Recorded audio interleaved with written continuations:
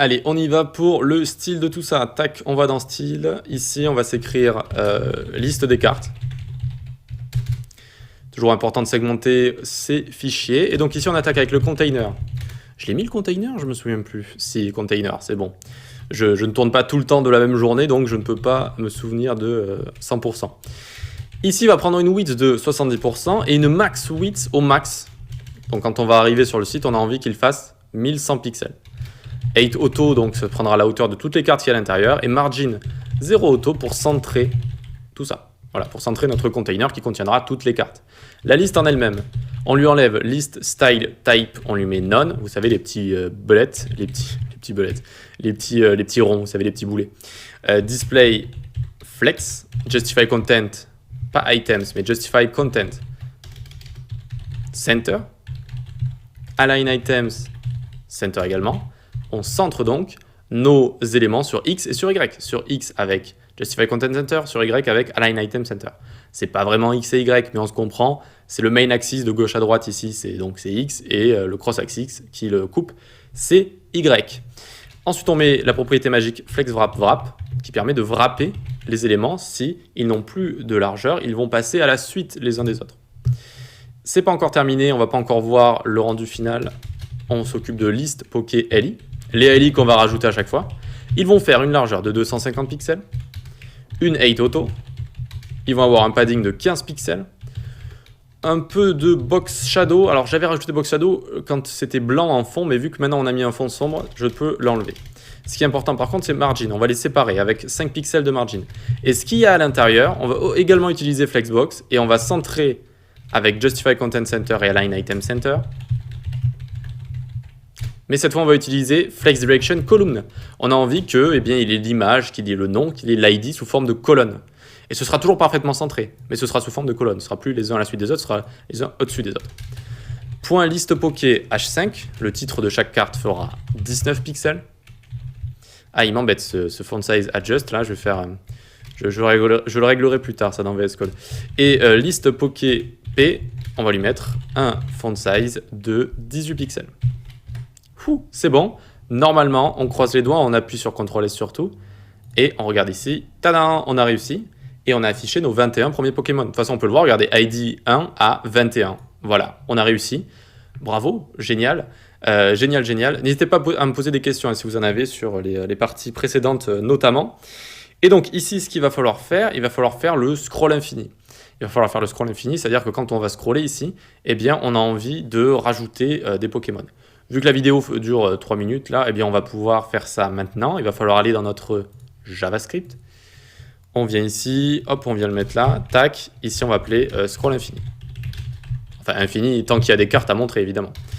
On va donc faire quoi? Un window.addEventListener. On est à l'écoute d'un événement sur window, sur notre fenêtre globale, vraiment ce qui gère le tout, donc sur notre objet global window. On est à l'écoute d'un événement. Scroll.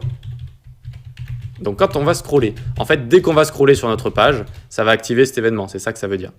Ici, on va faire un peu de destructuring, c'est-à-dire on va faire const, et on va sortir ici scroll top, scroll 8, et client 8. Je sais, c'est un peu dur de les différencier, notamment quand on débute, et je vais vous les expliquer. Tac, tac, document element. Donc, dans document.document.element ici, eh bien, j'avais scroll top, scroll 8, et client du coup, client 8 ici. Scroll top, c'est la différence entre ce qu'on a scrollé depuis le top, d'accord? C'est ce qu'on a déjà scrollé depuis le top. Scroll 8, ça va être ce qu'on peut, la hauteur totale de notre site, Et client 8, ça va être la hauteur du site, mais qu'on est en train de voir, d'accord? De notre client, c'est-à-dire de la fenêtre qu'on est en train de regarder. Donc ici, je pourrais vous l'écrire. Scroll top est égal scroll depuis le top. Ça, c'est facile à retenir. Scroll depuis le top. Scroll 8, scroll total. Donc le scroll total qu'on peut scroller de notre site, d'accord? Donc la hauteur totale si vous voulez. Et client 8, hauteur de la fenêtre.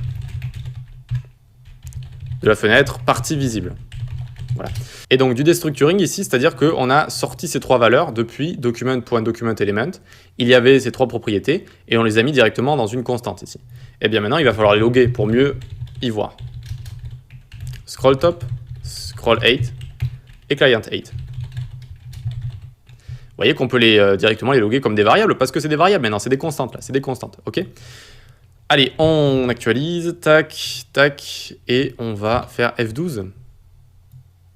Attention, je vais commencer à scroller. Hop, on a 3 choses ici. La hauteur totale au milieu, on a scroll top, on a scroll 8 et on a client 8. Donc le client 8, regardez, si je change la hauteur de ça par exemple, client 8 va changer. C'est devenu 150 maintenant parce que la partie visible fait 150 pixels de haut.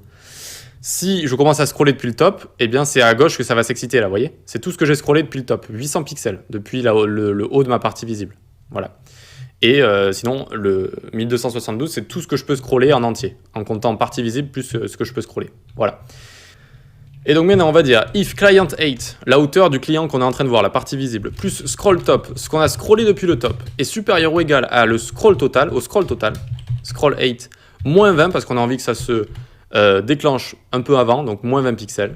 On va appeler la méthode addPoké, avec 6, parce qu'on a envie de rajouter 6 cartes. Ok, 6 cartes. La méthode addPoké, il faut la créer en dessous. D'abord, on se fait un leadIndex est égal 21. C'est le nombre de Pokémon qu'on a déjà fait, qu'on a déjà montré sur l'écran. Fonction addPoké qui va prendre NB, un nombre qu'on lui a passé, donc là c'est un chiffre qu'on lui a passé juste au-dessus. If index est supérieur à 151, return. Tu ne fais plus rien vu qu'il n'y a plus de Pokémon à afficher. Ok? Sinon, const r2add est égal all Pokémon. .slice index plus NB. Qu'est-ce que ça veut dire encore ça? R2add, on va lui rajouter un tableau, un morceau de tableau avec les 6 Pokémon que j'ai envie d'afficher. Donc il va falloir extraire un tableau de 6 Pokémon depuis notre all Pokémon ici. Mais il va falloir prendre les 6 Pokémon après les premiers 21 ici. C'est pour ça qu'on slice à partir de index 21 jusqu'à index plus NB, jusqu'à 27. D'accord? C'est comme si on sliceait ici 21, 27. Et donc on va prendre ce morceau de tableau et on va l'ajouter. D'accord? Et on va faire create card R2add. On rappelle notre fonction qui crée des cartes avec nos Pokémon qui sont bien les Pokémon à la suite du coup, vu qu'à chaque fois du coup on prend les Pokémon à la suite. Et pour bien les prendre à la suite à chaque fois, il faut faire index plus est égal NB. Pour que index s'actualise à chaque fois que j'appelle ma fonction addPoc et que ça prenne à chaque fois donc plus 6, donc après ce sera égal à 27 et donc ici le prochain appel ça fera, imaginons lorsque je scrolle encore, de 27 jusqu'à 33 et hop on rajoute NB ici et hop ça passe à 33, etc. etc. Allez, on CTRL S, on teste. Je scroll, attention, et ça fonctionne. Voilà, à chaque fois ça fait des appels ici. Pas plus dur que ça, hein. Il suffit de gérer ces 3 propriétés sympathiques qui sont scroll 8, client 8, etc. Et une fois qu'on a ça, eh bien on peut gérer. Alors en scrollant vers le bas, j'ai vu qu'il y avait un petit problème. Il y a ce Pokémon-là et celui-là qui n'ont pas de couleur. Ils n'ont pas de couleur, mais ils ont le texte. Articodin, je dirais que c'est un Pokémon de type glace, je dirais. Et je pense que, si je dis pas de bêtises, je n'ai pas mis glace ici. Est-ce qu'il y a ice ici? Water, bug, nanani, nanana, non. Alors ce que je vais faire, je vais mettre pause, je vais prendre ice et je vais vous montrer ensuite le code hexadécimal.